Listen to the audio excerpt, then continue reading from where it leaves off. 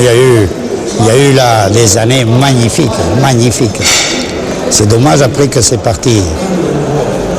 Je ne sais pas qu'est-ce qu'il y a eu, mais c'est parti à Libreville parce que c'était tous des joueurs et il y avait quand même des juniors qui étaient bons. Ils auraient pu renforcer encore ces équipes-là. Mais il y a eu quelque chose qui n'a pas tourné rond là. Effectivement, quelque chose ne tourne pas rond. Le rugby à 13 accumule les erreurs, manque les tournants importants. Il s'agit par exemple de 1958. Il y a eu la télévision qui a fait son apparition dans le sport national. Eh bien, tout le monde s'en est occupé et nous, nous non. Nous avons profité pour vouer l'hégémonie les gens qui s'en occupaient, les journalistes qui étaient avec nous et qui avaient compris que ce média était important. Nous les avons honnis et nous les avons chassés.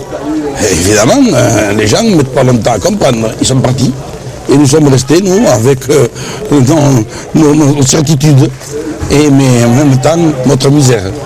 Et 58 a fait que déjà la télévision avait commencé à dire cela ne semble pas être intéressé par ce que nous faisons. Après, il y a eu un creux de la vague en 64, l'équipe a été battue, disons, le 13 était à ce moment-là en perte de vitesse. Il y a eu encore un sursaut en 67 et 68. En 67, ils avaient battu en France 2 fois les Australiens et fait match nul.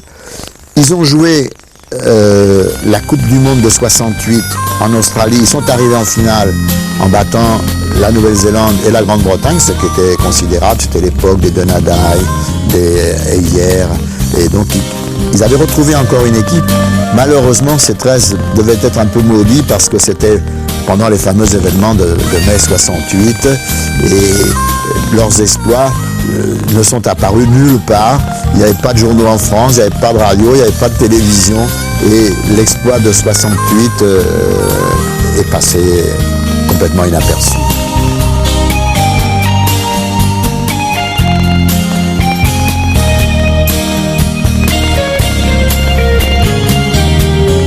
Ensuite, il y a eu une chute.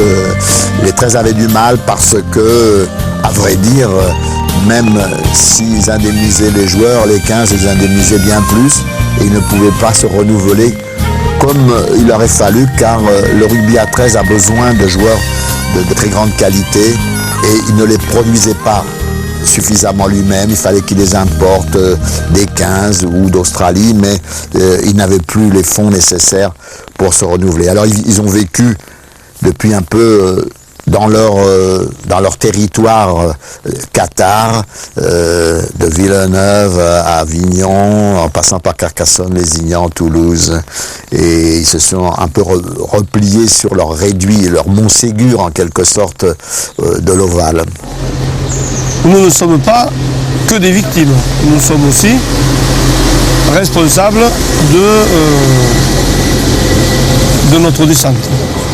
Voilà.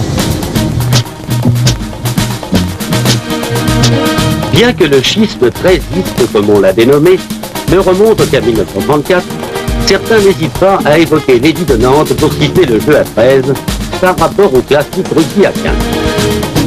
Au lendemain de la Coupe du Monde, nos opérateurs ont filmé le match français-Australie. Ils ne s'attendaient évidemment pas à voir l'équipe tenante du titre mordre la pelouse et personne n'aurait pu prendre ce match au sérieux. Par contre, ces images démontrent que si le jeu à 13 procure aux joueurs quelques avantages financiers, il ne leur épargne aucun mauvais coup. On fait commettre tant de fautes que la rencontre fut pour eux un enfer. Les Australiens, eux, voulaient finir ce match en beauté, et ils ont agi en conséquence. Déjà impressionnants par leur puissance, ils ont prouvé qu'ils avaient également remporté la Coupe du Monde grâce à leur rapidité. À croire qu'ils s'entraînent avec des kangourous.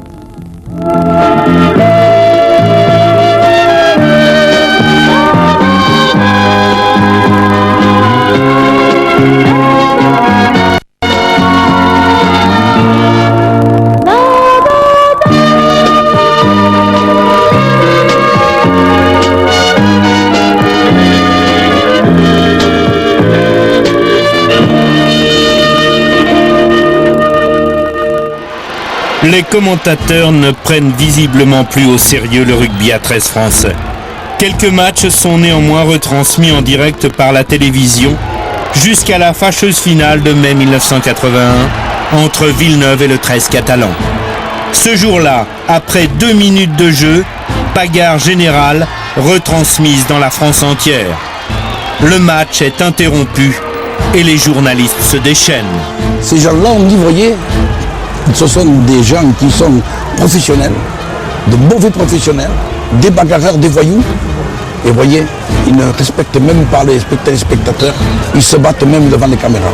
Ça nous a fait un mal immense. Immense, nous le payons encore maintenant.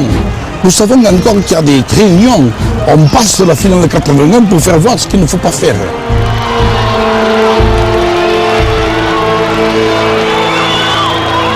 J'étais le capitaine de l'équipe du 13 catalan à cette époque-là, puisqu'on partait 2 jours après en tournée et on avait une finale contre Villeneuve.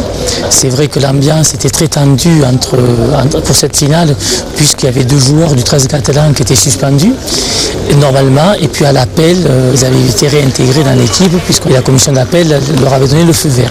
Donc ça avait été très très mal perçu par les Villeneuvois. Il y a eu un climat très tendu à l'entrée sur le terrain, et donc au bout de 2 minutes, ça a pété.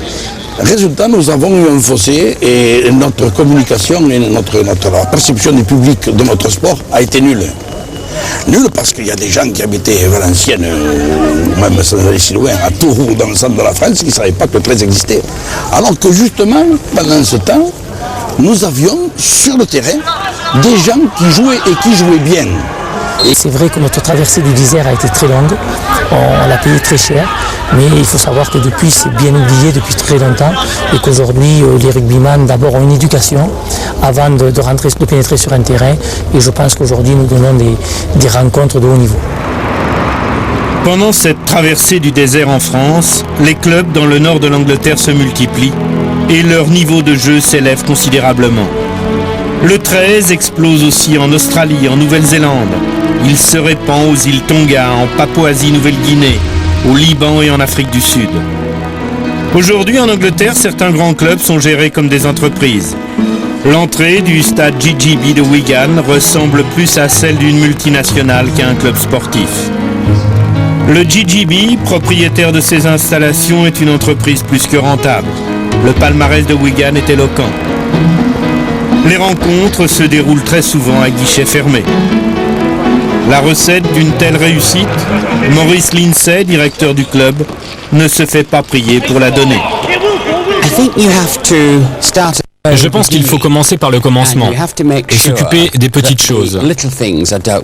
Il faut s'assurer d'abord que tout le monde dans le club se sent valorisé. De la femme qui lave les maillots au capitaine de l'équipe. C'est avec cette mise en valeur que l'on construit un esprit d'équipe.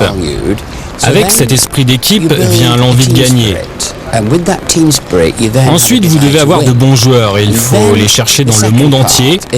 Essayez de trouver les meilleurs joueurs de rugby. Les rassembler avec un très bon entraîneur, par exemple Frank Endacott, Graham Love ou John Money. Et ensuite garder le club heureux. Être très honnête avec les joueurs, être droit, ne pas avoir peur de dire non quand les joueurs aimeraient qu'on leur dise oui. Et avec tout ça, on construit un formidable esprit d'équipe, de la femme qui fait le thé au patron.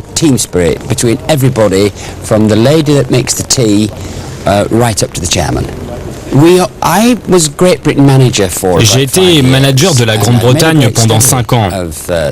J'ai fait une étude sur l'histoire du rugby à 13 en France. Au niveau des jeunes, j'ai toujours été impressionné par les Français. Ils ont un talent incroyable, magnifique à regarder, difficile à battre. De merveilleux athlètes, très habiles avec le ballon dans les mains, très spectaculaires, voire magnifiques. Mais après, il semblerait que tout se gâte. Je ne sais pas pourquoi, peut-être par manque de gestion au niveau des clubs. Et bien entendu, il y a l'aspect financier qui est important. Et pour être honnête, là, ça ne va pas. Pourtant, le talent existe, un merveilleux talent.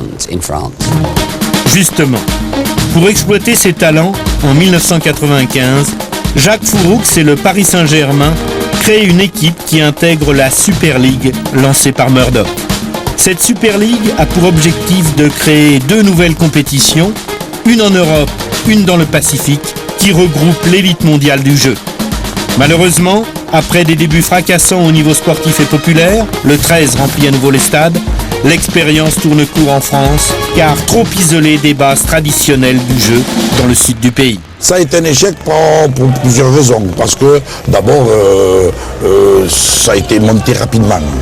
Et puis ensuite aussi peut-être parce que les trésistes n'ont pas compris qu'il aurait fallu à ce moment-là peut-être donner les joueurs au Paris Saint-Germain pour en faire une équipe qui aurait été franco-française et qui à ce moment-là aurait bien représenté la France. Or, n'ayant pas donné leurs joueurs, c'est des mercenaires qui viennent d'Australie et pas les meilleurs qui sont venus et qui à ce moment-là n'ont pas amené ce qui aurait dû être amené. Ça s'est fait une première année et ça a été un succès. Et puis après ça n'a pas continué parce que les clubs n'ont pas désiré se séparer de joueurs dont il faut reconnaître qu'ils payaient et qu'ils entretenaient aussi, ça c'est sûr.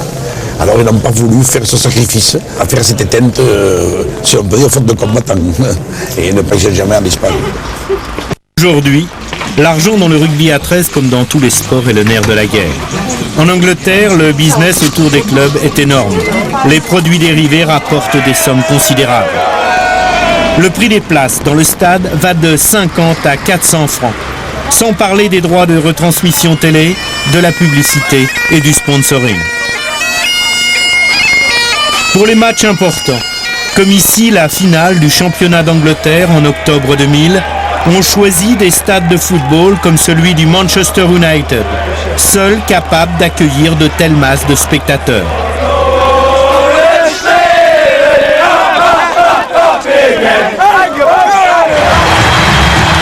Tout est fait pour le spectacle.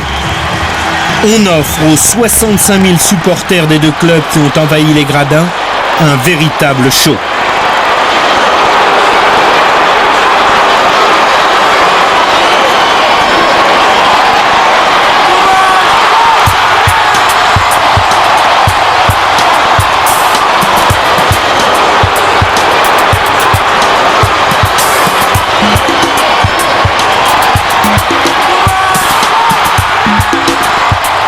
« 22 caméras couvrent le match retransmis en direct sur la BBC et BSkyB.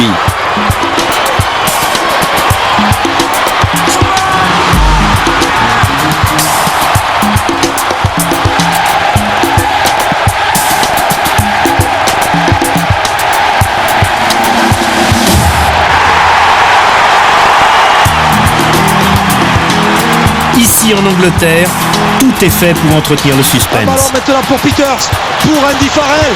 Farrell, ce ballon, ça peut peut-être aller à laisser la croisée. Gowick a conservé le ballon. Cassini qui est pris. On est à quelques centimètres de la ligne. Et le siège se poursuit. Le siège de Saint-Hélène avec un départ au tenu. Est-ce que ce ballon a été aplati par Rinoff le Malher? Action litigieuse. L'arbitre décide d'utiliser la vidéo. Il arrête la partie. On passe l'action au ralenti sur grand écran. Mais le ballon n'est pas arrivé sur la ligne blanche. Voilà, c'est ça le problème. On voit une main qui essaie de le mettre et une autre qui le retire. La tension monte. Et c'est refusé. En France, on n'en est pas là.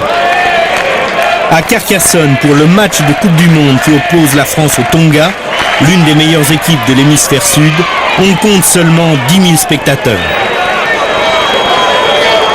L'ambiance n'en est pas moins chaude.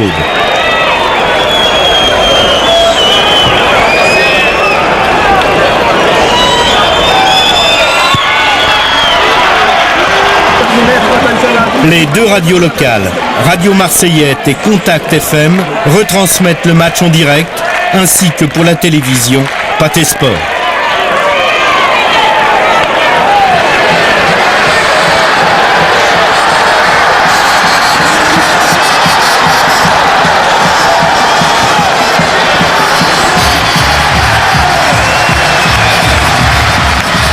La qualité du spectacle est liée d'abord au volume de jeu qui est produit sur le terrain et à la réduction des temps morts, parce que celui qui regarde ne doit à aucun moment s'ennuyer sur un terrain. C'est pour ça que ce sport est passionnant.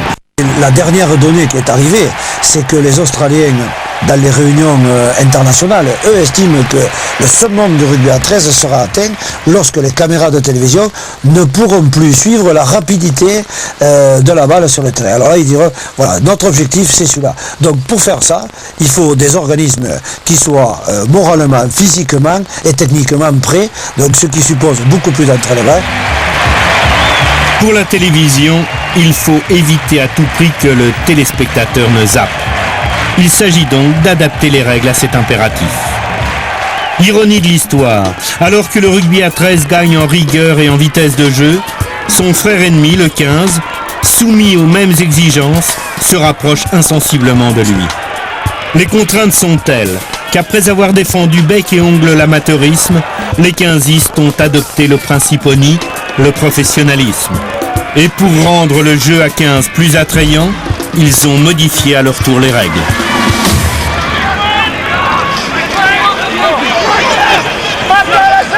Les 15 ont pris de multiples règles des 13 pour essayer de clarifier leur jeu. Ils n'y sont pas tout à fait parvenus, mais le coup de pied indirect en touche, les mêlées qu'on ne dispute plus comme avant, la règle du tenu, à savoir qu'on conserve la balle même si on est plaqué, alors qu'avant c'était une faute capitale, fait que, disons que l'esprit trésiste demeure tout à fait au plus haut niveau des 15.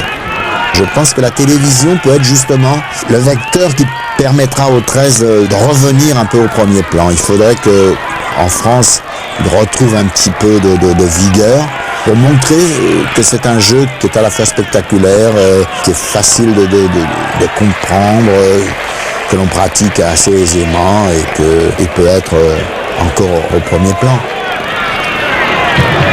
Avec le bon comportement de l'équipe de France dans la dernière Coupe du Monde où elle a atteint les quarts de finale, avec un suivi médiatique qui s'améliore, le rugby à 13 conforte le choix des pionniers de ce jeu, ceux qui un soir se sont réunis au George Hotel et ont décidé de faire scission envers et contre tous.